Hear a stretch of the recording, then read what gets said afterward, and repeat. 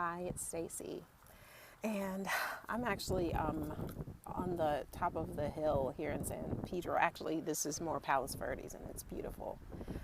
But I actually wanted to, I was having a conversation with my daughter this morning, and I thought, oh, this would make a really great video. So first I want to preface this in advance by saying I am not a relationship coach. I'm not a relationship expert, but I have relationship opinions, which I'm entitled to, right? And you are too. So one of the things that I wanted to talk about is monogamy. I think that our society has really perpetuated a specific idea about what monogamy is and in terms of marriage and what that looks like. And I think that's great. But I also believe that monogamy and marriage and the structure of what that looks like is an individual thing. It has nothing to do with what everyone else thinks or the standards that society has placed upon us. But I read a comment in a group today, and it really got me thinking in terms of marriage and monogamy and what other people have to do in terms of respecting and honoring that. And I wanted to express that it's not anyone else's job to honor your marriage or to honor the monogamous status of your relationship. That is up to you and your partner. It is not someone else's job to hold the ring on your finger in sacred space. That is up to you and your partner. And honestly, and on a more primitive level, like it's easy for us to think like, okay, as human beings, we have these brains with these huge capacities for thought and understanding and comprehension.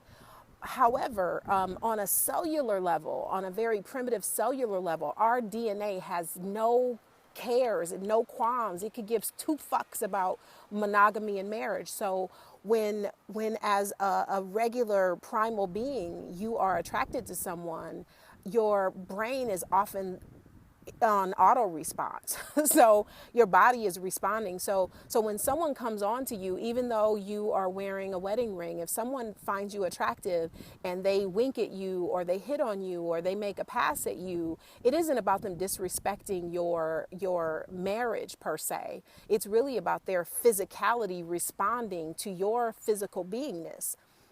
And as women, and I won't say that this is true for everyone, but I think it's true for a lot of women. Even when we're in long-term monogamous relationships, there is something, even when our husband or our partner tells us how beautiful we are every day and we're happy and it's a beautiful, thriving relationship, there is still a part of us that wants to know that we are still marketable, that we are still beautiful outside of the biased opinion of our love, right?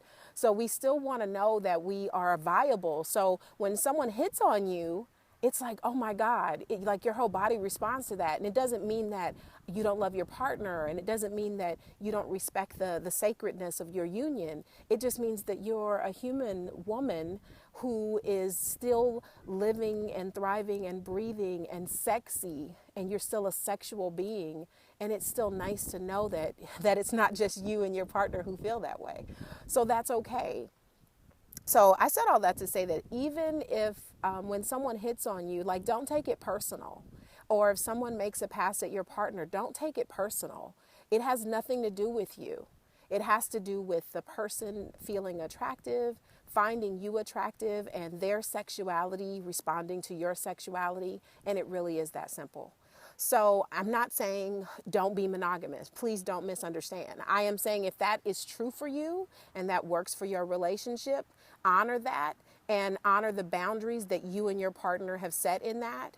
But don't be offended if someone else sees that ring on your finger and thinks that you're hot, or if someone feels that way about your partner. In fact, don't be offended. You can say, no, thank you, but I'm flattered, and walk away from that.